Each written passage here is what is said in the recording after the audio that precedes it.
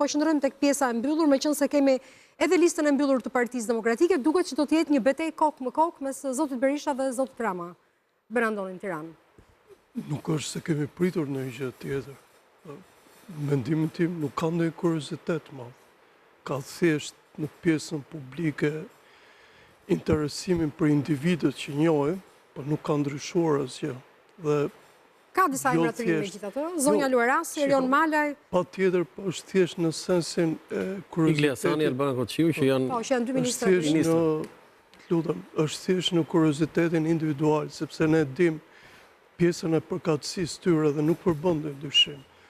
Ajo që shqiptarët do besonin në ndryshimin ishte që të kishe individ të cilët të paktën të çanin tandemin e kryetarëve.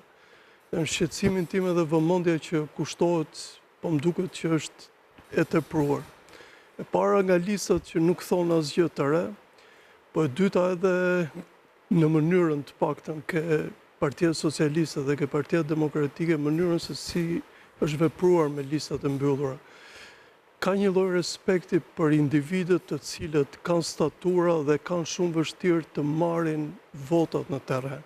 Dhe këtu kam në kokë pjesën akademike, këtu kam në kokë individ të cilët e kanë të pamundur të dalin në terren dhe tjera, dhe njerëz që përcjellin ide të madhe për të mbajtur shtetin. Shteti nuk mund ta mbajë dot vetëm as Rama as Berisha me atë sherret e vogla.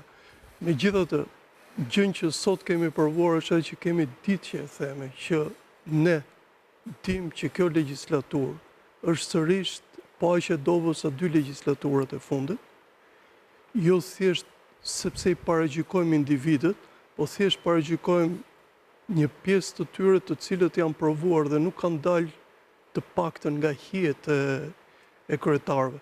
Më vjen keq edhe diçka tjetër që të paktën ka ardhur momenti që mos të shfrytëzohen kështu platformat, qoftë Partia Socialiste që ne dim se funksionon, deputeti që duam, dhe ca më keq ke Partia Demokratike.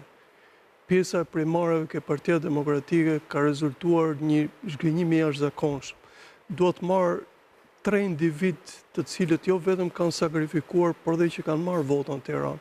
Është ky djali i Tiranës me mbiemër Muçollari, i cili kishte kaluar me vota shumë. Ishte djali tjetër me mbiemrin Pano, ishte drejtuesi Kavajës.